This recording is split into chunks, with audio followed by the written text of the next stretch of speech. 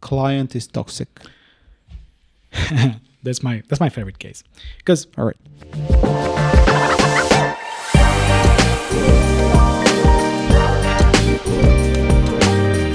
hello everyone, you are with the 6th episode of season number 3 of HackCast. It's me, Ivo.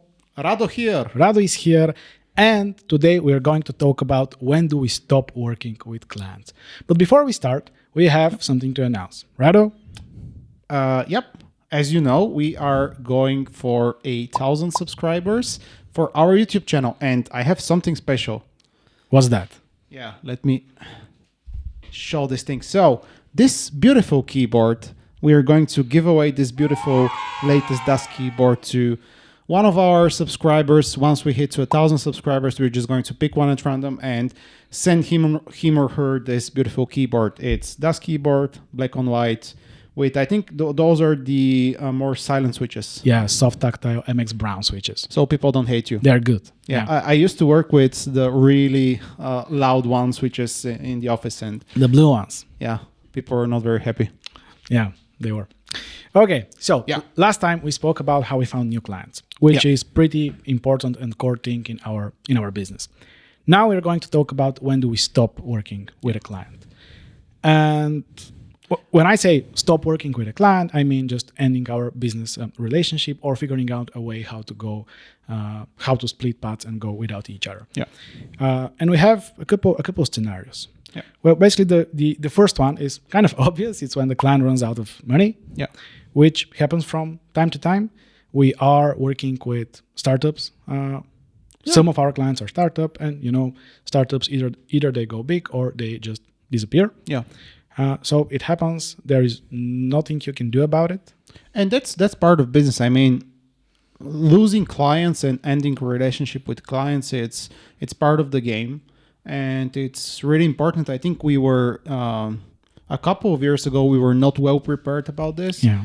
And we were always suffering a lot when we had to split with a client.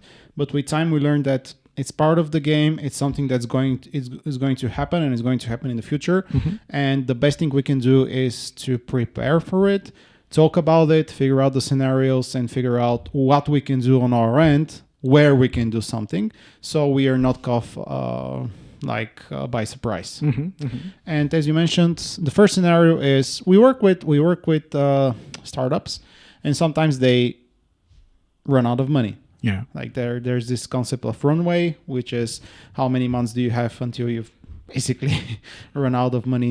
In your bank. And sometimes, we build something for them. This thing either does not find a product market fit, Mm-hmm. or it finds a product market fit, but it's not good enough, and they just run out of money, and that's fine. That's fair enough. And there's not much that we can do about it. Yeah. Perhaps the only thing that we can do about it is talk with our clients and figure out what's the exact situation, have a rough idea about runway. So again, we're not caught by surprise. Mm-hmm. And that's why we were discussing before we started recording the episode. That's why sometimes it's a better idea to give a fixed price to a startup and to communicate this with them, so they can have better idea and better manage their funding and funds. Because if we just start working month by month and they are not well aware of the runway, then suddenly they can run out of money. Mm-hmm, mm-hmm. Yeah, that's definitely a good way to work with a startup. However, some startups, they don't really know what they're doing at the beginning, so they just need a team to start working and see how the idea is going to pivot, see how they are going to find their market fit, if they're going to find it, of course, and just have a reliable team for, let's say, 6 months, an year, something like that. Especially with startups that are entirely running off an investment without making any money. Yeah. It is extremely dangerous. And what we learned, because we've been in a situation where a client is saying, hey guys, by the way, starting from today, we don't have any money in our bank account, which is, a surprise, which is pretty stressful. It was pretty stressful to us. So what we learned is that we need to speak to our clients on a regular basis, understanding how is the financial situation there. Yep. So we are not surprised we don't have money anymore. And the other thing that we learned from those cases is that we also need to have a good runway. We need to manage the runway ourselves. meaning worst case scenario, all clients suddenly disappear from tomorrow. What do we do? So we started managing this, and I think so far we are doing it in a good way. It can be better, For sure. but at least we started monitoring this because we were not. Yeah. Say it in other words, it's good to have money in the bank when you're doing business. It's important to have money in the bank so you can pay your bills. Then this is usually case number one. Case number two for me is kind of an extension of case number one, where the project is just being closed due to various reasons. And running out of money can be one of those various reasons, but then it can be like a shift in priorities. Yeah. This is no longer important for the client, or the client tried it and decided it's not going to pursue this particular thing. So all of those things are not bad. I mean, they're fine. There are things that happen. This is how business goes. And again, it's very important to talk with the client and have a good idea of where things are going.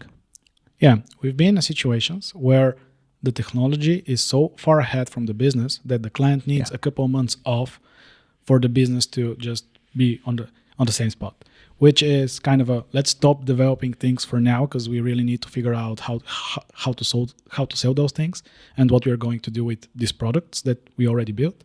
So let's stop it for a couple of months, or for more than a couple of months, until we figure out what to do. Exactly, yeah. And this is a usual case. As you said, we can stop working, then 6 months pass, then we resume working.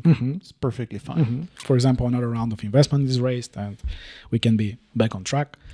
Or sometimes the project is just done. I mean, the product is working, it's on production, clients are happy using it on a daily basis. We don't need such a big team anymore. Yeah. Which sometimes is planned, sometimes is not planned so well, but it is something that happens pretty often. Yeah, it's a possibility. I think I would say it's a rare thing for a project just to be done and nothing else to like. It requires no more attention, but yeah. Well, at least some support for sure. But when something is done, it's done. And that's why we started talking with our clients more regularly, because it's by communication that you figure out runways, that you figure out priorities, and it's really important not to burn the bridge and destroy the relationship because they've run out of money and oh no, we don't want to work with you anymore. Don't call me anymore. Yeah. That's not the way to do it, and I believe we're handling things pretty well. I think so. Yeah, with those scenarios. So this was case number two. It's just like there's something happening with the project, and we no longer need to work with that client on that project. There's case number three, which I think is the most nuanced one, and this is when there is a shift towards outstaffing. All right. And this is a hard one because what do we mean by a shift towards outstaffing? Well, this usually happens in one or two scenarios. Scenario number one, we're working with a scale up. Things are going really well. The product is going really well. It's selling. And then the company decides to raise a more serious funding round. And at certain point, the investors themselves would like for the client to have either a CTO or a VP of engineering in-house. More control over the tech things. Yeah, to have more control over the tech things. And usually this is when things can start shifting towards outstaffing, because up to then, we as a HackSoft team, we have our own agency and our own ownership on a certain part of the product, or most of the times the entire product. And then there is a shift towards the client will take control, and the client wants to manage the people and call the shots on what technology is going to be used. And that's completely fine, by the way. I'm not saying that this is bad. This is to be expected, and that's completely fine. And the other scenario where such things happen is when we work with client, and then this client gets acquired by another company, and this another company has their own engineering team. Yeah. And now there are like two engineering teams. One is HackSoft, the other is from the other company. And in those cases, it's extremely important to, especially for us, to communicate on time and manage expectations on time and decide how we are going to work forward in the future. Are we going to be a strategic partner, or are we going to help them off-ramp from HackSoft by training their people and transferring our knowledge, and then finish working with the client? Yeah, just to give an example here. Imagine you are a startup just starting. You don't have any technical people on board. So what you do is hire HackSoft to do a stable software and to do the help you basically having a stable partner. And at some point you grow bigger and bigger. You actually find your market fit. You find your clients, and you're going for a bigger investment, right? And at this point, the investors are saying, "Oh, in order to receive this investment, you need technical people inside. That way, you're going to improve your company valuation, right? Yeah. Having more people on board and having the know-how, the technical know-how inside the company. And in this scenario, clients are normally they don't want to lose HackSoft because we're providing a lot of value. Yeah. And it's hard for them to hire and manage their own technical teams. Yeah. So what they try to do is to make a mixed team between HackSoft and some folks that they hired. Yeah. And potentially bring a CTO on board that is going to take the decisions, which sometimes is fine. But the problem is when someone else is taking technical decisions that we will need to suffer from. Yeah, that's why we really like to take our own technical decisions, at least for the parts of the software that we are going to take care of. Exactly. Because being a developer in a situation where you don't have the right to say, hey, I would like not to use this technology because in my mind, for example, it's not a perfect fit for what we are doing, is really powerful. What we do, and we talk about this at length in the first episode of season 3, is we build software and we provide value for our clients. And we tend to be quite pragmatic. We tend to push towards production, and we tend to be productive and know what we're doing. And this is something that we've built internally in HackSoft as a culture. And that's why we don't do outstaffing, because then we lose this culture, because our people are just separated and spread in other teams where they have no agency. So we are always looking for agency and ownership. And we're always looking for a team where we have our own technical team lead, taking control and managing the rest of the folks from HackSoft. Mm-hmm. I think this is the line this is the outstaffing line for us, which we try not to cross. When someone else starts managing our people, or someone else forces way too much technical decisions without those technical decisions actually making sense for us. Because in the end, we will be the one carrying out the tasks with those technical decisions. And if we don't have control over this, then it's a really shitty feeling to be working in such team. It is. And when we say that we don't do outstaffing, it's not because me and you don't want HackSoft to do outstaffing. It's because the people in the company, they don't want to be outstaffed to different companies. Yes. They like working in HackSoft, for HackSoft, bringing value for our customers, and being managed by the team leads in HackSoft, not by the team leads in some other companies. Very well said. They like working for HackSoft, for that client through HackSoft, but not directly for that client, because we have a different culture. We usually have a different team culture from the clients that we work with, and this is really important. And in order to avoid this shift towards outstaffing, it's really important to communicate on time whenever we feel this thing is coming, or whenever we feel this thing has started. And not only communicate, but communicate as explicitly as possible with potential scenarios, with potential cases, with diagrams, with written text, not only spoken words. Yeah. Because English is not our native language, and sometimes it might be the case that we have not articulated ourselves very well. And that's why, at least for us, it's very important. And sit down with the client and figure out where do we go from here. And usually there are two potential solutions to whenever the shift towards outstaffing starts. The first one is we sit down, we decide that HackSoft will continue to be a strategic partner for that client. And then we negotiate on how this partnership is going to look like. We say what is a deal breaker for us. They say what's a deal breaker for them.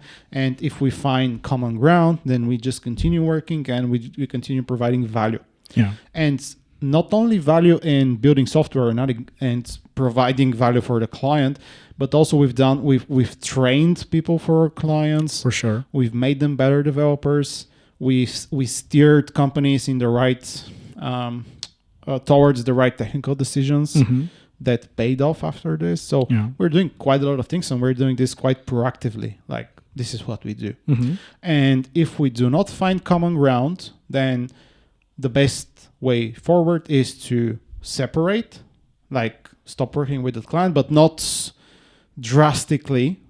We don't like making any like very drastic changes, and we then talk about an off-ramping scenario. Usually it takes 6 to 9 months. They hire people, we train them, we transfer knowledge, help them hire, downscale little by little, and eventually stop working with them. Which is not a bad thing in any way. Yes. At the beginning, we were like, oh, that's definitely a problem for our business model. We are working with startups. At some point, they either fail or they go too big to work with HackSoft, and they would like to hire their own team. What we're going to do, and now it seems like this is a normal way to go. And and we are just happy to get a client that became so big that they don't really need us anymore. Exactly, yeah. And it's a good thing. And if we do our part well and like separate, stop working with this client on good terms, the case study that follows up is even more valuable because we help them, for example, get to Series A, which is big. And yeah, I think that this covers the shift towards outstaffing. Case number 3. So running out of money, priorities change, something happens to the project. Case number 3 was shift towards outstaffing. And case number 4, client is toxic. That's my favorite case. Because to be honest, we really need to define what toxic is. Because it's really easy to say, this guy is toxic and we don't want to work with him, but we didn't actually manage to find any good way communicating with him. It is up to us actually to understand the client and understand what they need, find a good way to communicate with them, find a good way to work with them longer term. And we really need to define what toxic is, because it's pretty So for example, if the client is too pushy, do we determine this to be toxic? It really depends on how, but most of the clients are pushy. Most of the clients, they want their work to be done as fast as possible and basically as fast as possible. Yes. But we need to find a way to manage this. We need to find a way to communicate expectations. We need to find a way to communicate deadlines or estimations or whatever they need to be happy, and we need to find a way to work on the appropriate rhythm for the client. So I don't define being too pushy as toxic. To me, it's more about how you treat people and how you are talking with them. Yeah. And I think this is the most important thing. If you're not being nice with the team in any way, I can flag you as a toxic client. Yeah. Of course, after speaking with you about this a couple of times before that. About being too pushy, I think we discussed this, that clients tend to generate chaos, and we tend to get this chaos, buffer it, order it, and produce software out of it. And we have gotten pretty good at this. And I think clients realize this, and they're happy working with us because we communicate really well expectations and what's possible and what's not possible. Now, there are rare cases where clients are too pushy with very vaguely defined things with extreme deadlines. And we try our best to talk through this and set some expectations and set some boundaries. And none of this is working, then for sure the client, we will deem the client toxic and stop working with the clients as soon as possible. The thing that you mentioned, if the client is swearing a lot and it's treating our people really badly, then this is a totally no-go for us. Yeah. Like really a no-go. This we determine this client toxic straight away, and we do whatever we can to stop working with that client. After addressing it. But if we address it, and if we address it like a few times and there is no change, no, we just stop working. What about client trying to recruit our people? Now we're into red flag territory. Yeah. So we had this. If a client tries to recruit some of our team, this effectively breaks the contract. We have a clause about this. Yeah. And effective immediately, we stop working with that client, and that's it. The bridge has been burned. Yeah, we've been there, I think, a couple of times. Yeah. So clients, don't do this. Don't recruit other people, folks, please. Yeah. Don't try to recruit, because it's not about recruiting, it's about trying to recruit, because 99% of the cases, you won't be able to recruit someone from another company. But just trying says that you don't actually give anything about the partner you're working with. And what happened in those scenarios was that the folks from HackSoft that on the minute they send us a screenshot, yeah, and 30 minutes later we terminated everything. Like it's a total no-go. Yeah, it is. What else?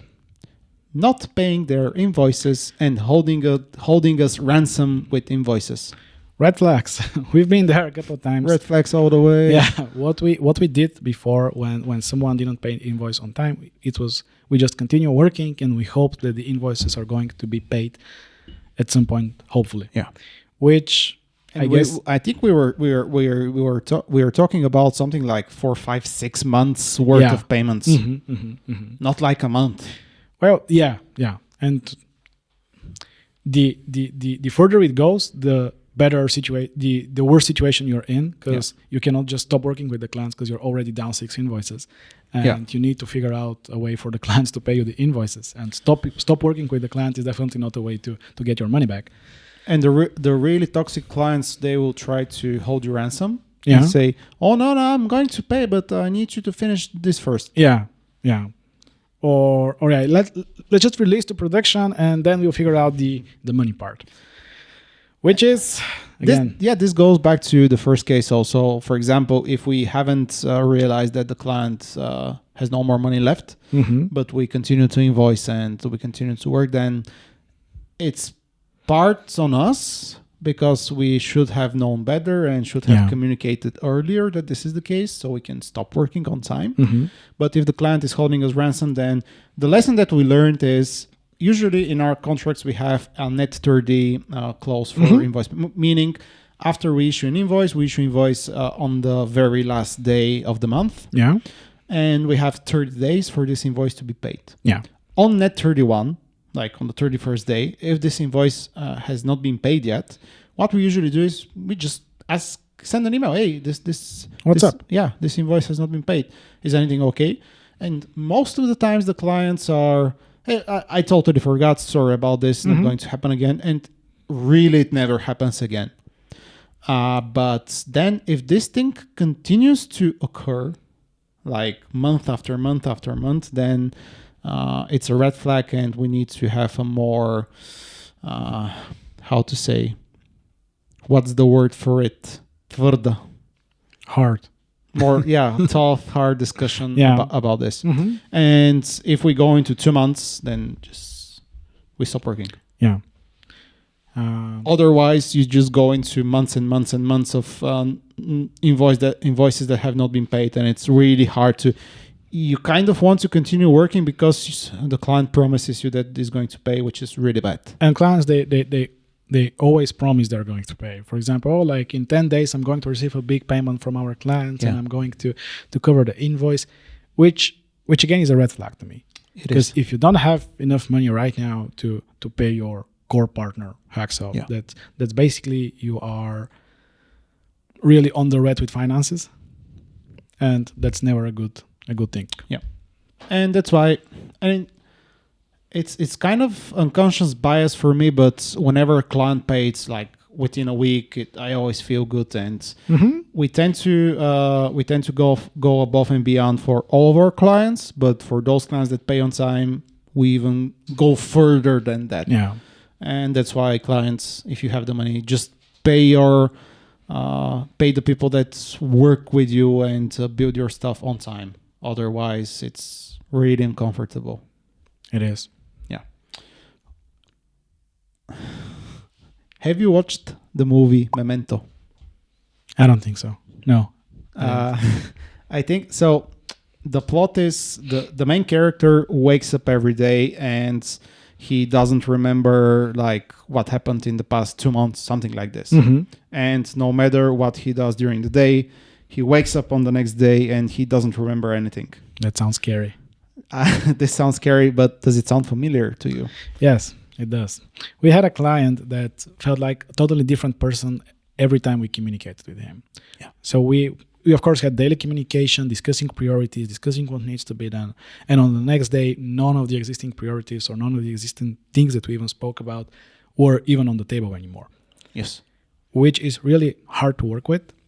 It's really easy to say, hey, this person is toxic, it's an idiot, we don't want to work with him. So we tried a lot of different strategies. We tried to put things down so they are in a written communication, so we can always go back there and say, hey, you said that you need this feature this week, for example, and we are working hard for this. But none of the different approaches we took actually worked out. Yeah, we tried everything, and like this particular client had no recollection of any previous discussions we had. No matter if we had the recording, if we had everything written down, no recollection. And every discussion was something new. It's really hard to work with like this. That I guess is kind of common for people that are working on a lot of things, and what we are doing with them is not their main business, it's not their main thing. Yeah, I suppose. And they're spread across a couple of different businesses, and they just can't handle it all. Yeah. And I don't consider this toxic, but it's really hard to work with such people. Yeah. And at some point, we just gave up. And we gave up. Yeah. We gave up and we stopped working with the client. And this was there was some invoice, not paying invoices on time sprinkled around. So yeah. Okay. That definitely adds to the whole picture. Yeah.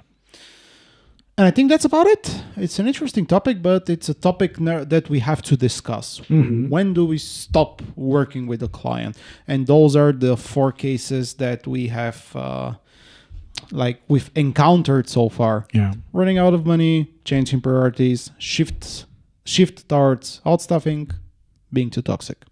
And we learned a lot of lessons the hard way, discovering all those four different types of relations that need to be cut off. And we'll most probably discover more in the future. For sure. And we will revisit this once we discover more ways to part ways with clients. Yeah. And once again, we are currently at 446 subscribers and we are aiming for 1,000.